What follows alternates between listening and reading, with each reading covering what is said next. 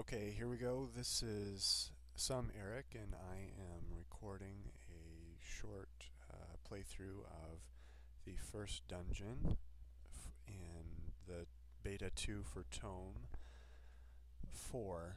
I'm playing a skeleton mage, and I'm taking an extra point, putting all my points into magic, and then a point into flame and mana thrust. And then I like to play a mage. They've got a lot of hitting power from long distance hitting power. They're kind of fragile. Here I'm going out. Last time I did this, I died because I didn't have any way to phase away from an elite skeleton archer. So I'm going to go into Bree and get the basic potions and scrolls ID'd so that when I pick them up, I know what they are. And I like that type of ID a lot better than some of the other roguelikes. It's just not as complicated, and it makes sense. My goal before I hit the bottom of this dungeon and fight the Shade is to get to level 4 at least and get the freeze spell, which will make killing the Shade a lot more easy and less kind of swingy or RNG wise. And so I'm trying to get to level 2 before I get to the dungeon level 2. I've already found the stairs. What are some other things? I'm pretty much in the early part. I put all of my points into magic. It ups the damage. I could put some into con as well, but generally you're not going to be near something long enough to die. A lot of times here I'm checking to make sure that I'm not fighting an elite. I'm kind of overly paranoid about elites here. Here's a nice example of how in Tome 4 you have to change where you're going, or where you're fighting from quite a bit. And then nicely showing off the mana thrust on those worms, getting rid of those breeders. When you find an elite, especially in the early dungeons, it can be, I've seen level 20s on the first floor of the dungeon, and if they're melee, if they don't have a ranged attack, you might be able to handle them with a mage. I don't know how a melee character could handle a level 20 elite on the first level. I don't see how that would be possible. Flipping through the mini-map there just to check to make sure that I'm not missing anything up in the corner.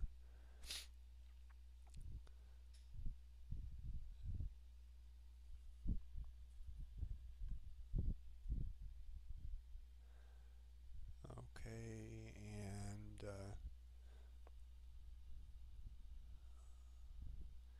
one thing, I generally just leave all of the potions that aren't mana or health potions, because I pick up the slime mold potion just because I want to see if it actually, I want to see the message that tells me that I've gained a skill from it. Never seen it before. I've heard on the forums that there's a low chance of it happening. Okay, so I'm almost to level 3, so we'll go down to the next level. I've pretty much cleared out that last level. Again with the beam, nicely killing off a bunch of those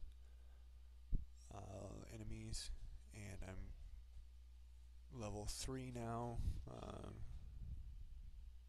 Shouldn't be too long before I get down to the bottom. Although leveling slows down a bit after the first couple of levels. And if I remember correctly here, I'm going to be meeting an elite skeleton archer, which are really annoying. They'll pin you down so you can't move out of line of sight. One thing that the mage can do if they get into a tough situation is they can get out of line of sight of all of the rest of the monsters, and you can teleport to the mage city of Ankelwyn,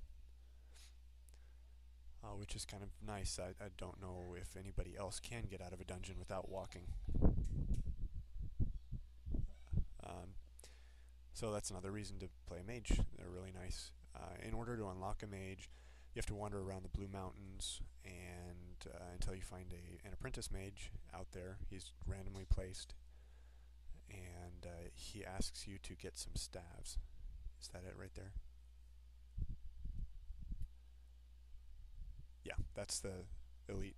And what I did there is I healed back so that I wouldn't die from a single hit, and nailed him with spells, healing when I needed to. And since I could see him, it wasn't too bad. Sometimes archers, it seems like they're a little buggy. You can't see them, but they can see you, and they can still hit you. It's kind of annoying. And sometimes right through a pillar. Traps on doors are kind of odd. Doors seem to be a little buggy in this version of the beta. There we go. I've got oops, I missed the freeze. There's freeze. Very, very useful spell.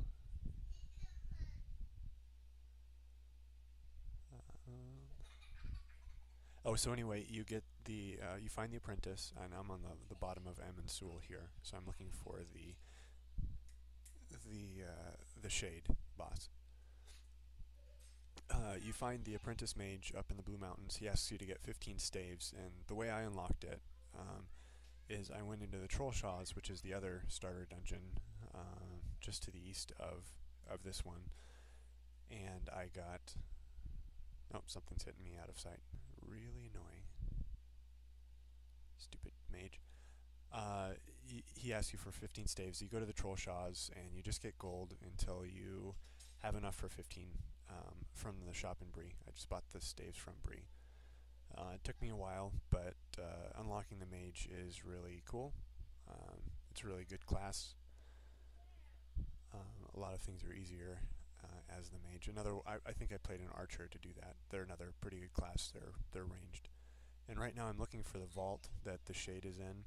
It's always a certain shape, and sometimes it's not connected to the rest of the dungeon, which is kind of unfortunate. And I'm sure Dark God will fix that eventually. So you have to phase door into his little room that he's in. And so I'm still looking for it. I found that he's usually on the bottom of the map, and I'm not sure if that's always the case. And so I'm looking for a way to get around this area that I've already explored. I really like the concept, going back to unlocking the mages, I really like the concept of unlocking things in this game. It gives, it's kind of fun to have something to strive for, even though you know that you probably won't beat the game the first few times you play it, but maybe you'll unlock something. So now I've decided that he's probably down at the bottom, so I'm going to phase door down. And I phase door down, and oh, he's right there, and he hit me. So I freeze him a few times, and then I hit him with flame and mana thrust, and he's gone.